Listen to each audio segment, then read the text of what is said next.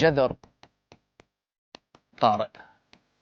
هذا الجزء لازم تقصوه وتحتفظون به، ودائما تراجعون هاي الفكرة الحكي ما جذر طارئ.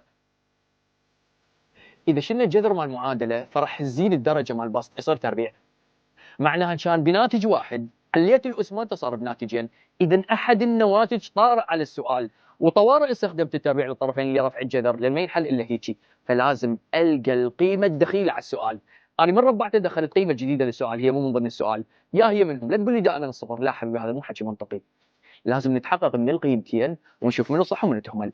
إذا عند وجود جذر طارئ ورفعنا الجذر وربعنا الطرفين، بهاي الحالة لازم تشيك الحلول مالتك، واحد منهم دخيل، واحد منهم حرامي، واحد منهم زايد. شلون نعرفه؟ يبين. تجي تعوض واي يساوي صفر واي يساوي 2 بالمعادلة قبل التربيع بالجذر. شو وين نعوض؟ نعوض بالمعادلة قبل التربيع. هاي كلها كتبت لك اياها، هذا كله زايد كله شرح. بس يكتبون لنا يهمل يا حبيبي، اذا اجى نصا هذا بالوزاره اكتب يهمل راسا، لان هاي ما مطلوب. بس اذا جابوا غير ارقام شلون يا قلبي يضيع مستقبلك، ما تاخذ بيه.